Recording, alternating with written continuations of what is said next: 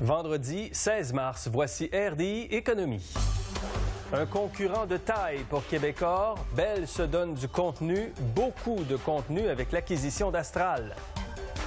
Québec et Tembec investissent 300 millions de dollars en Abitibi-Témiscamingue.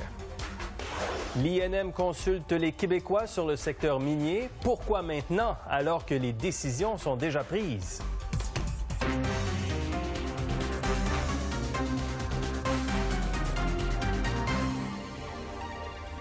Bonsoir. C'est une transaction majeure qui va redéfinir le paysage médiatique au pays et surtout au Québec.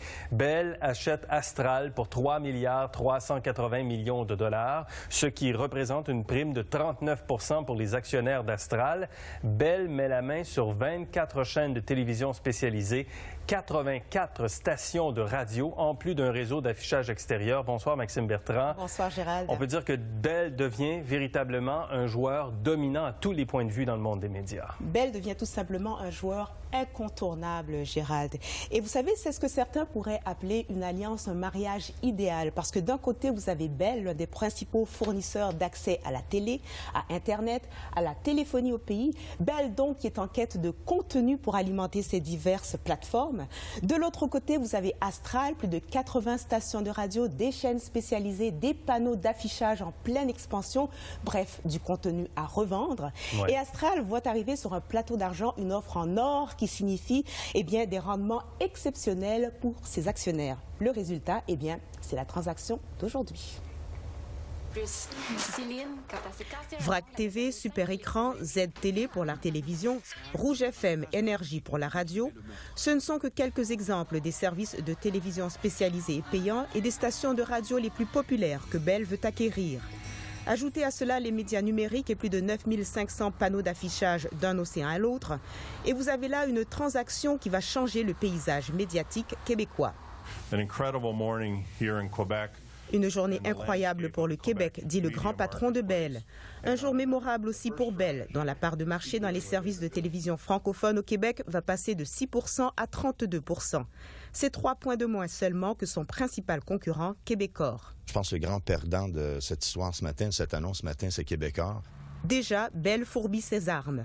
Et on a l'intention de concurrencer férocement au Québec au niveau des médias. C'est parce qu'on n'avait pas le contenu francophone, à part RDS, qui est une propriété incroyable pour nous.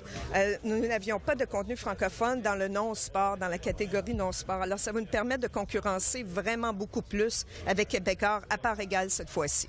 Bell vient de confirmer le vieux truisme qu'on a en communication qui dit que « content is king ». C'est beau avoir la tuyauterie, avoir l'infrastructure, etc., mais encore faut-il posséder le contenu pour mettre dans cette tuyauterie-là. Et en faisant l'acquisition d'Astral, Bell, effectivement, vient de combler un besoin qui était criant chez lui, particulièrement du côté du Canada français. Pour les abonnés de Bell, cela signifie un plus grand choix. Quant aux employés d'Astral, le fondateur de l'entreprise a pour eux une pensée émue. Je vais terminer en leur disant toute mon appréciation. Ian Greenberg promet le maintien de la culture d'entreprise et d'une présence forte au Québec. Nous avons une équipe à Montréal qui avait beaucoup d'expérience, qui va rester ici. Il ne pourra cependant éviter une rationalisation des effectifs. La rumeur veut que Bell lorgne également du côté de la station de télévision V. L'entreprise ne confirme rien pour le moment, préférant se concentrer sur l'annonce d'aujourd'hui qui devra être approuvée par le CRTC et par le Bureau de la concurrence. Maxime Bertrand, Radio-Canada, Montréal.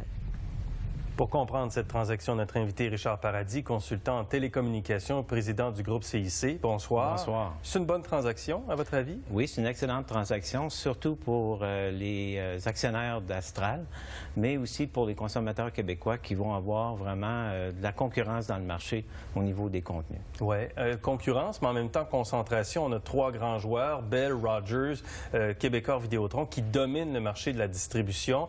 Est-ce que cette concentration-là n'est pas dangereuse? C'est-à-dire qu'au Canada, il y avait une croissance vers la concentration de propriété. Il y a eu le groupe Shaw dans l'Ouest canadien qui a acheté le réseau de télévision Global. Il y a eu CTV qui a été acheté par Bell, et puis Québecor était déjà présent avec TVA.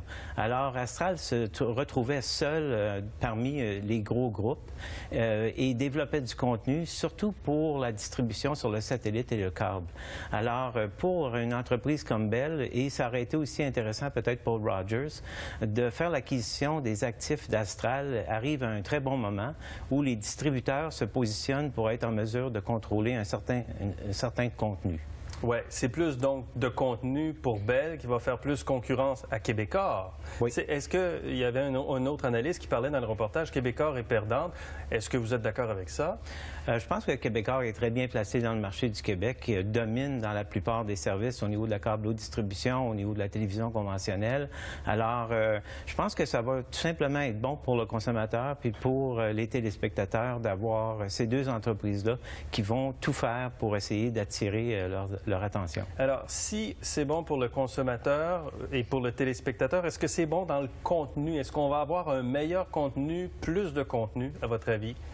Je pense que le fait que Bell veut s'aventurer dans ce secteur-là, ils sont déjà présents dans le même secteur au Canada anglais avec des services conventionnels de télévision et des émissions spécialisées. Ils commencent à comprendre ce que c'est de développer des contenus à succès. Donc, on peut s'attendre que du côté francophone, ils vont faire les mêmes efforts pour développer des contenus qui vont vraiment faire la concurrence à TVA et les chaînes spécialisées de Québécois. Et vous me disiez avant d'entrer en ondes qu'on investit, quand il y a une transaction comme ça, il faut investir dans le Fonds canadien de la télévision notamment. Donc, on investit dans le pool, entre guillemets, du contenu télévisuel. Oui, bien, le CRTC exige que dans toute transaction en télévision, que 10 % du prix de vente soit ajouté au prix de vente pour ce qu'on appelle les bénéfices tangibles. Donc, normalement, on retrouve cet argent-là dans des projets, des programmes existants où on en développe des nouveaux pour développer des contenus. Alors, on peut se dire qu'il y a à peu près un montant de 340 millions qui va être disponible pour établir des nouveaux contenus probablement dans les prochaines années. Le CRTC va dire oui à la transaction? Je crois que oui, à part le fait qu'il y a certaines stations de radio dans le marché anglophone où Bell devra se défaire de ces stations-là parce qu'il y aurait trop de concentration dans certains marchés au niveau local. Mais Bell a déjà reconnu ce matin qu'il s'attendait à cette situation-là. Et est-ce que Bell va acheter V? Non, je ne crois pas. Non? Non, je crois qu'ils vont être très contents de contrôler les services spécialisés qu'ils ont. Okay. Et puis, c'est là qu'est l'argent, tandis que la télévision conventionnelle, c'est de plus en plus difficile de générer des revenus. Merci, Richard Paradis. Plaisir. Merci beaucoup. Alors, c'est ce qui a occupé une bonne partie de notre journée en information économique, mais il y avait une autre...